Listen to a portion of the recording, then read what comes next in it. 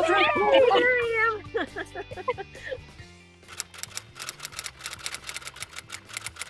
Thank you so much for doing this with us today. Yeah, We're so I'm happy to talk to you guys. Okay, I'm ready.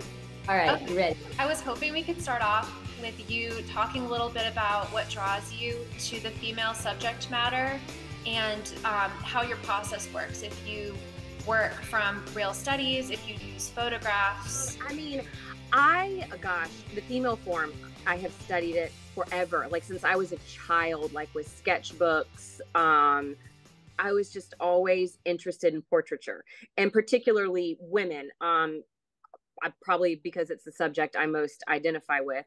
And I think it's really interesting right now to be a female artist portraying females at this time, you know, in history when we have all these advancements that women are making and breakthroughs in art and music and business and all kinds of things. And so I've just always been fascinated by the female form. I mean, we're beautiful, we're strong, we carry babies, we have jobs. I mean, we do everything, you know? And so I think it's so powerful as a female to communicate females in a way that I see them in these strong, beautiful poses. And with the florals, that's always been sort of an extension of our minds or our creative thinking. I mean, as somebody that works, then also has a family and children, you're doing a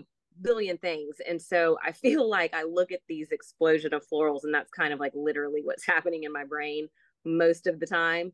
And so the subject matter has just evolved and women are so versatile, so easy to study. So our form, just everything. It's just a wonderful subject matter. I feel I explore myself as well, you know, when I'm working on these pieces. And I work from photographs. I have taken photographs in the past. I am not a photographer, so I typically scour the internet and come up with several different, like I'll combine different photographs into one depiction, but I have a library of probably thousands of images that I call upon for different compositions and things like that. So I print them out and I tape them up on my wall and we go from there. So, and that always evolves as well, you know, sort of sometimes when I'm thinking about how I would reference a piece, sometimes, you know, it just takes its own course and I end up changing the reference or changing the clothing or the pose or something like that.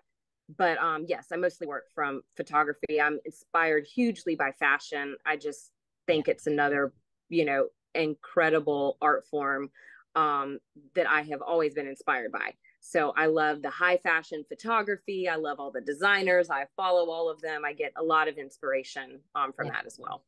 I had a quick question. So I know in your paintings, do you always paint the full face underneath the... No, you know, I just started doing that actually. I have, Michael Carson is just an incredible artist. And I have loved him forever. And he did this online course over COVID and it was wonderful. It was a great opportunity. I signed up for it. And he obviously paints full faces, but I thought, what a great idea, because it helps me maintain scale, if that makes sense. So before I really was focusing on the lower half of the face, but sometimes I'm like, oh gosh, that doesn't quite translate correctly because I didn't have it as it pertains to the eyes and the nose and the forehead. So now I've started doing kind of more and more of the face underneath the flower portion, because it just kind of helps me orient myself when I'm painting that particular, you know, and even in recent pieces, I'm revealing a little bit more of the faces. I don't ever want to get to eyes or anything like that, because I still really love the anonymity that concealing that gives you. But yeah, so it's kind of a new thing. And when I took that course and I saw him doing it, I was like, oh, maybe I should try that. Might help with my portraits. So yeah, it's been fun to work on. It's fun to paint them, even if I don't show them, you know, in the final piece. We know they're underneath. So. I know they're there somewhere. Yeah. Yeah. It's our secret. But so Anna, we know that the florals are very important in your works as well as the figures. So how do you usually determine like the size, the color, the direction of the flowers, and what significance do these choices hold for you? Does that make sense? You know what's really funny when you do things like this and people ask you questions and you're like, you really have to think, think about all of these things. I mean, the flowers, I honestly am not even sure how to describe it. They the composition of those come very easily to me as it relates to the female. You know, now at first, I guess years ago it was more challenging, but as I've continued to work with them, but mostly with the florals, I'm looking for movement, a balance, and their weight versus the compositional weight of the female, and something that, you know, like if she has a movement, like her head back, for instance, something that can kind of continue that. But the composition of the florals, it's really interesting because with the portraiture part, it's very focused. You know, obviously you want a female to look representational. I do representational art, so that can be very challenging. And then the flowers are great. I just get to kind of let go, you know, because they can look a million different ways and everybody knows that that's a flower. So they're able to be more abstracted, more vivid in color. I've started throwing in hand-drawn elements, patterns, more abstracted elements, which I think is a really great juxtaposition to the woman that's just this more controlled, stoic kind of pose most of the time. In terms of colors, I have books of like color studies, Pantone color books, and I refer to them a lot. Color initially for me was really, really challenging. In my earlier work, I worked heavily in monotones, or I would throw in 2 or 3 colors, and that was really manageable. But now I've sort of thrown caution to the wind, as you can see by the painting behind you.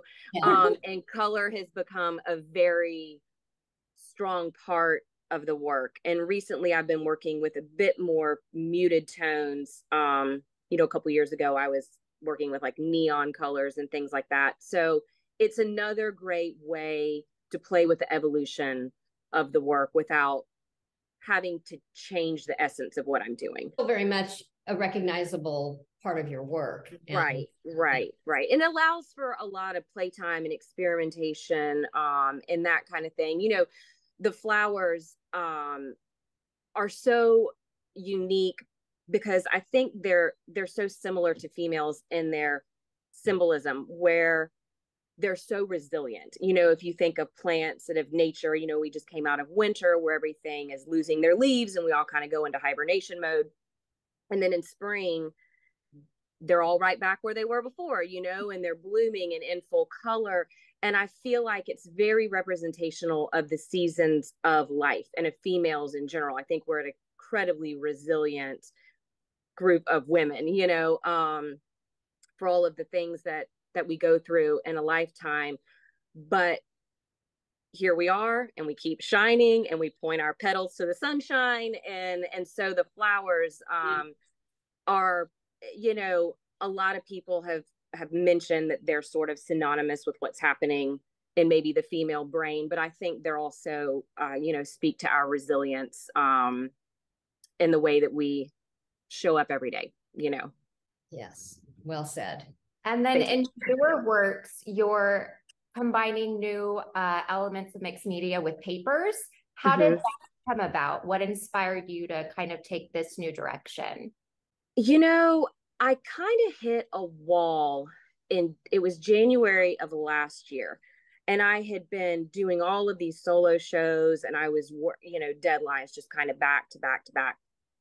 And I just kind of burnt out. And I was like, I need to take a step back. And I did. I think I emailed you guys and the rest of my galleries. I was like, hey, I need a minute. You know, I need to kind of go back to the drawing board. I want to experiment a little. because, you know, there's a lot of things that you think of doing and finding the time to do them and incorporate messing up and creating pieces that you can't sell, that, you know, you have to find time. So I took like 9 months or something. And I worked in the studio, and I've always loved mixed media. I've just always been drawn to the papers, patterns, the color. I was an interior designer for years, and it sort of calls back to those vision boards you would do, you know, with all the paint colors and the fabrics, and mixing all of those textures. And it was really, really challenging. It still is challenging to find a balance with the mixed media and the paper and the pattern and the color, with the female, with the flowers, in a way that everything balances and one doesn't overwhelm the other. But it was just another way to push my story in a new direction, you know, create different interest and contrast and movement within the piece. It's a very tedious process working with the paper, but it's kind of cool because it sort of just does what it does. Like sometimes you lay it down and you get the glue and all of that, and it reads in a way that you hadn't expected. And I'm learning to let myself let go of that a little, and let the paint and the paper and all of that do what it's going to do, and not constantly trying to control so much of it, because it sort of has a life of its own sometimes in the way that it crinkles. And so it's been a very interesting sort of endeavor, but I've loved it. I'm really enjoying it. And there are zillions of patterns, which is like, you know, I'm like a kid in a candy store, you know, trying to find all of these different papers to get. So I started working with those, and they just added a new dimension, you know, and I think you really only see it in videos, or like if you're up close to the work. I don't think you can really see all of the different layers and things. They sort of require, you know, you to see them in person.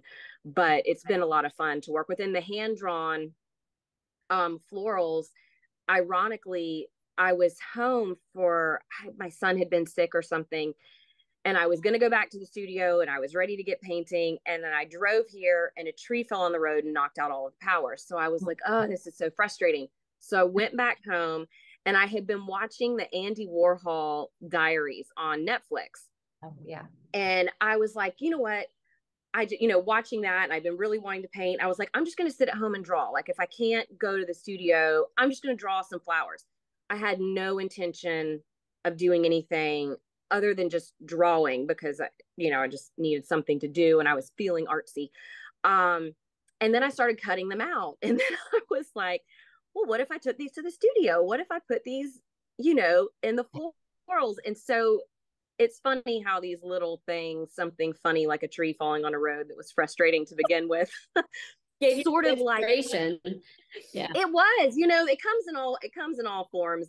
But it was sort of the pivotal point of starting to incorporate paper into the works. And once I started doing that with the flowers, I was like, well, I've got these other papers, you know, it's kind of snowballed into that. So who knows where I'll go next. I'm always trying something different. Thank you so much. Yeah, We so appreciate you, Anna. I appreciate and you guys. Y'all have been wonderful, and you are the best in letting me just explore and go in this new direction. And it's much appreciated, because not everybody is as supportive of things like that, or it can make you nervous when an artist is like, hey, I want to try something different. But, you know, I think it's important to keep doing that in your work, to stay alive and interested, and keep evolving. So I appreciate your support with that as well. All right, well, I will talk to you soon.